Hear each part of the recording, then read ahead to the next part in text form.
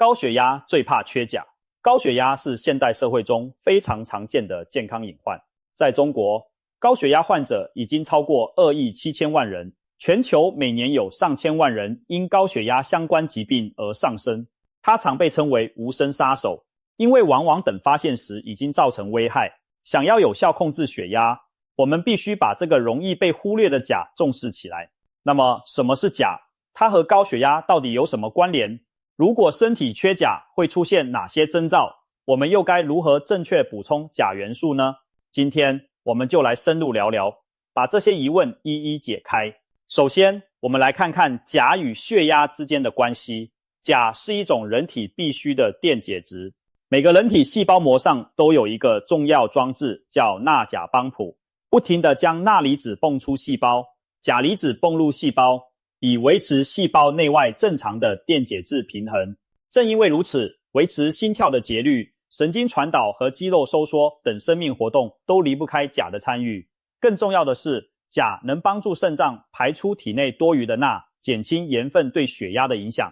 钾离子还能促使血管平滑肌放松，使血管适度扩张，降低外周血管阻力，这对降低血压也很关键。简单的说，如果钠摄取过多而钾摄取不足，血压就容易一路飙升。中国营养学会曾明确指出，高钠低钾的饮食习惯是诱发高血压的重要原因之一。世界卫生组织也强调，增加膳食中钾的摄入可以有效预防和控制高血压。当然，钾并不是直接的降压药，但充足的钾能辅助稳定血压，保护心脏和血管健康。反过来说，高血压患者如果长期缺钾，血压可能更难控制，病情会悄悄恶化，甚至增加中风或心脏衰竭的风险。顺带一提，除了钾之外，钙和镁等矿物质的充足摄入也有助于控制血压。因此，我们在增加钾的同时，也别忽视了钙，如奶类，和镁，如坚果等营养的均衡。从人类历史的角度来看，现代人普遍缺钾，容易罹患高血压，很大程度上是因为饮食结构的巨大变化。远古时代，我们的祖先摄取的钠很有限，反倒是从野果、坚果和各种植物中获得了大量的钾，因此那时的人类饮食结构是高钾低钠的，几乎没有高血压这回事。古人甚至说盐值千金，形容盐在当时的珍贵。英文单词 salary 意思是薪水，这个字的字源就来自拉丁语中表示盐的词，因为古罗马士兵曾经拿盐当作工资。由此可见，我们的祖先想吃再多盐都很难。反观现代社会，食盐变得唾手可得且廉价，工业化食品让钠几乎无处不在，而我们摄取的新鲜蔬菜水果却常常不足。人类的饮食结构从远古的高钾低钠颠倒成了今天的高钠低钾，这种剧烈的转变正是高血压成为现代文明病的重要原因之一。实际情况是，许多人每天的钾摄取量远远不够。调查显示，我国居民平均每日食盐摄入量在10克以上，相当于约4000毫克钠，而平均钾摄入量却不足2000毫克。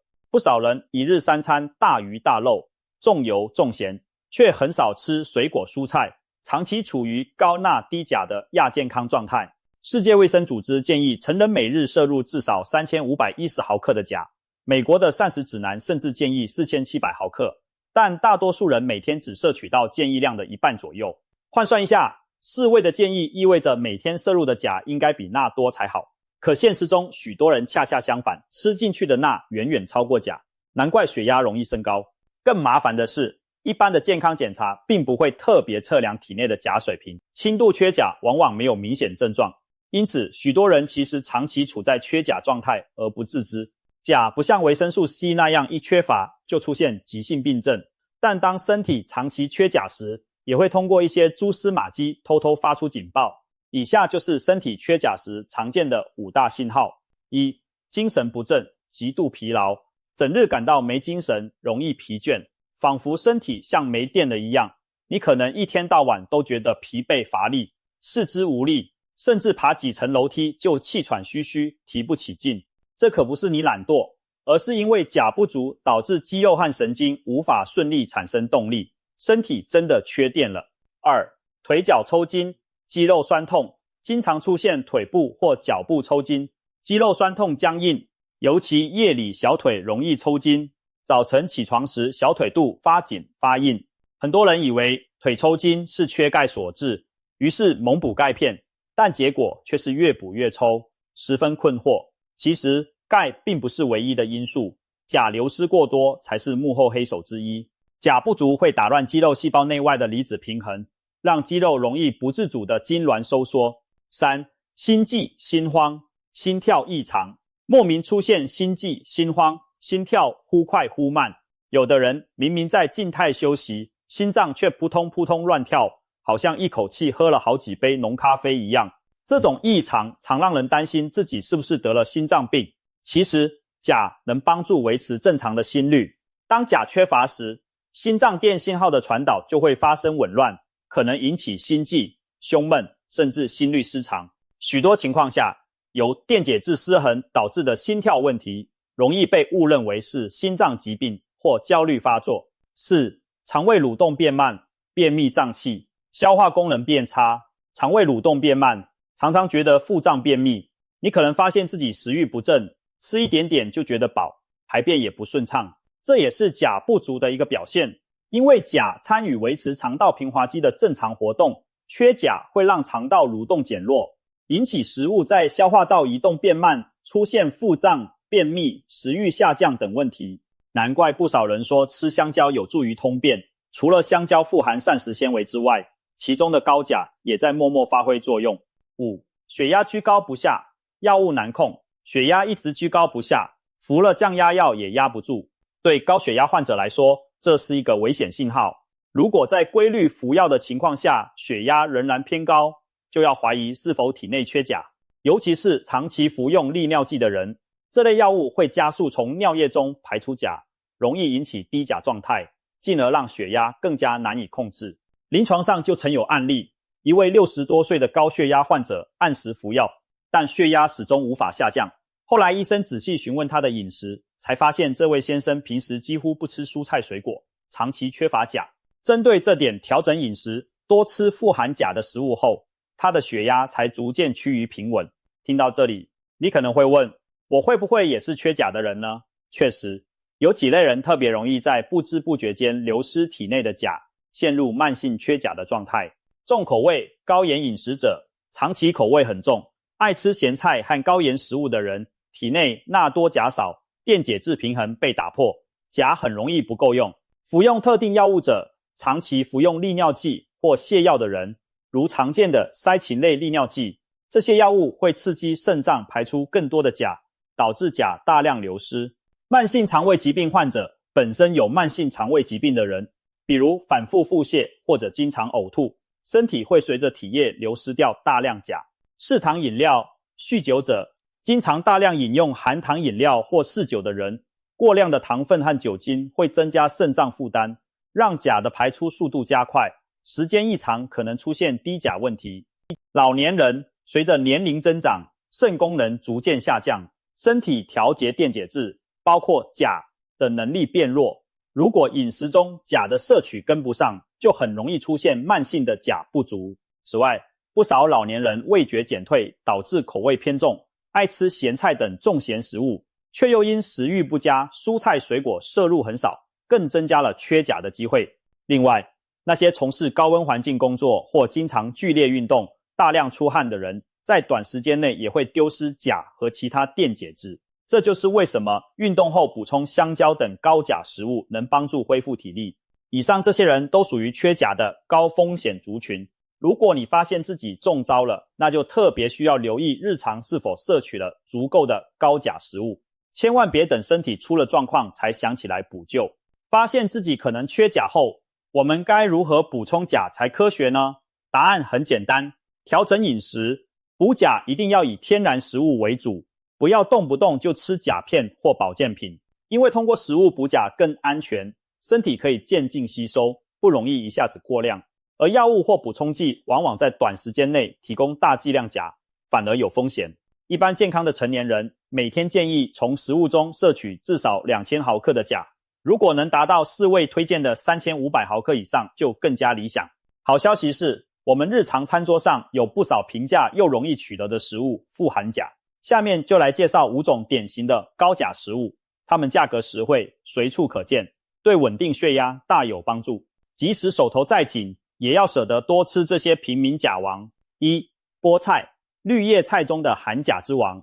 菠菜可以说是绿叶蔬菜中的含钾之王，每100克菠菜约含370毫克的钾。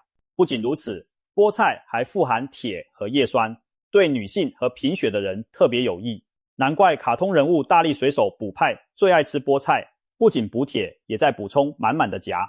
平常烹调菠菜时，记得先用沸水烫一下，去掉多余的草酸，这样吃更安全健康。另外要注意，菠菜等蔬菜焯水后，钾会部分溶出在水里，如果把菜汤全部倒掉，会丢失一些钾，因此可以利用烫青菜的汤来煮汤或做汤底，减少钾的浪费。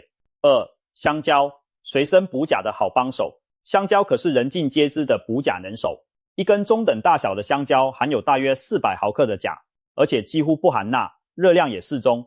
香蕉因此被称为高血压患者的随身护卫，意思是随时随地来一根香蕉，就能补充钾，稳定血压。许多运动员在激烈运动后会吃香蕉，就是因为香蕉能快速补充运动中流失的钾，缓解肌肉疲劳并预防抽筋。3. 马铃薯，价廉物美的高钾食材。再来推荐马铃薯，也就是土豆。别看马铃薯很普通，每100克马铃薯含钾约400毫克，含量一点也不低。有营养学家指出，一颗中等大小的马铃薯所含的钾大约相当于2根香蕉的总和，而且马铃薯还富含维生素 C 和膳食纤维，营养价值被很多人低估了。需要提醒的是，马铃薯最好带皮一起蒸煮，这样能保留更多的钾和其他营养成分。无论炒菜、煮汤还是炖肉，加点马铃薯不仅增加风味，也能顺便补钾，可谓价廉物美。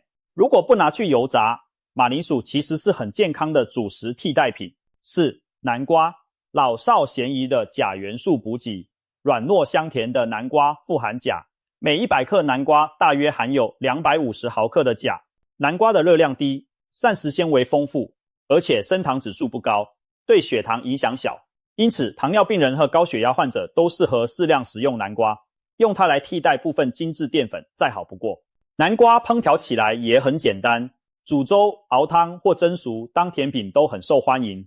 民间还有常吃南瓜不上火的说法，虽然只是俗语，但南瓜的确是一种老少皆宜的滋补蔬菜。5. 黑豆，高钾又高蛋白的豆中之王。最后一位高钾明星是黑豆，黑豆堪称豆类中的高钾冠军，每100克黑豆含钾高达约1400毫克，数字相当惊人。除此之外，黑豆还富含优质的植物蛋白和多种矿物质，营养价值极高。在中国的食疗传统中，黑豆也是备受推崇的养生食材，拿黑豆来炖汤、煮粥、磨豆浆都是不错的选择。民间甚至流传着黑豆水降血压、常吃黑豆、乌发等等说法。虽然这些偏方缺乏严格的科学验证，但从营养角度看，适度多吃黑豆对身体确实有不少好处。其实除了以上介绍的5种食物，还有许多天然食材也富含钾，例如深绿色的叶菜，如苋菜、空心菜，各类豆类、毛豆、红豆、扁豆等，薯类、地瓜、芋头、菌菇、香菇、木耳，以及水果、奇异果、酪梨、橘子、番茄等，都是很好的钾来源。平时可以根据季节和个人口味多样搭配，丰富餐桌的同时，就能不知不觉地补足钾。你可以尝试把这些高钾食物巧妙地融入每天的菜单，例如早餐搭配1根香蕉或1杯香蕉豆浆，午餐来1份马铃薯炖肉或南瓜粥，晚餐则炒1盘菠菜或其他绿叶蔬菜，饭后再喝1碗黑豆汤或黑豆磨的豆浆。这样一天下来，钾的摄取量就相当充足了。事实上，世界卫生组织建议每天至少要吃5份蔬菜水果，很大一部分原因就是要确保摄入足够的钾以及其他有益营养素，以预防高血压和中风等疾病。值得注意的是，为了改善高钠低钾的状况，一些专家提倡使用低钠盐作为替代。所谓低钠盐，就是在食盐中用部分氯化钾代替氯化钠，降低钠含量，提高钾含量。最近发表的一项大型研究显示，长期使用低钠盐可使高血压患者的中风风险降低约 14%。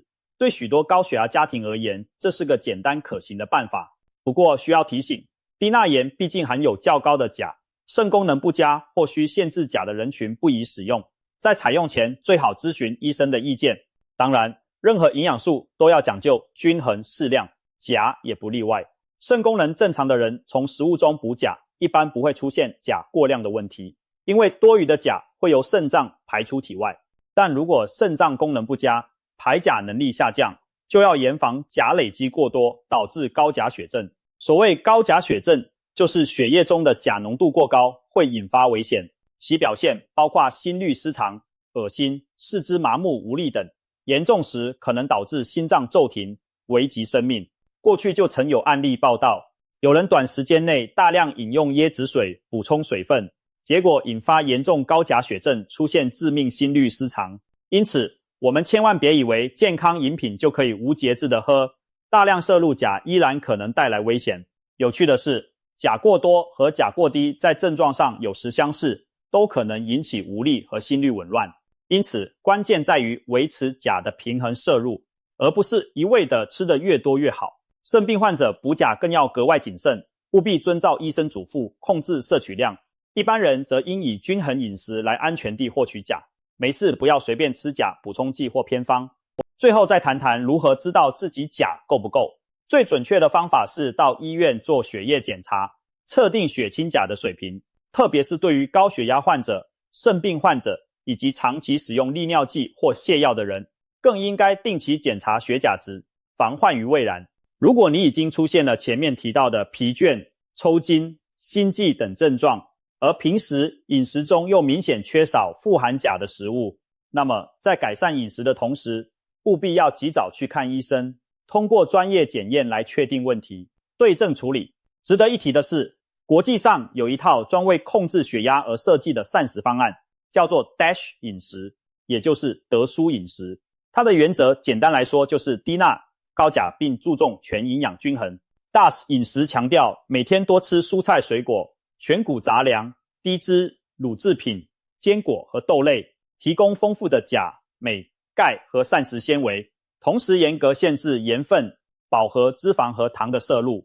在临床试验中，遵循 DASH 饮食的高血压患者，其血压显著下降，可见合理的饮食调整对于血压控制有多么大的作用。控制高血压不只是少吃盐，更重要的是做到饮食中的低钠高钾。希望通过今天的介绍，能让大家真正认识到钾在血压管理中的关键地位。平时一定要多注意饮食细节，主动增加高钾食物的摄入。别小看这个习惯，可能就会让你远离高血压和中风的威胁。总之，为了让血压保持稳定，哪怕日子过得再节俭，也千万别舍不得在上述这些高钾食物上花点钱。这些食材价格不高，却对健康有着巨大的注意。正所谓药补不如食补，提前从饮食上下功夫，比日后生病了再去吃药打针强得多。现在就看看您的餐桌，今天吃的菜是不是低钠高钾呢？如果还不够，不妨加颗香蕉或多一份青菜，您的血压一定会感谢您。从现在开始，就让我们多吃对身体有益的高钾天然食物，少吃含盐过多的加工食品，给自己的血压上一把健康的安全锁。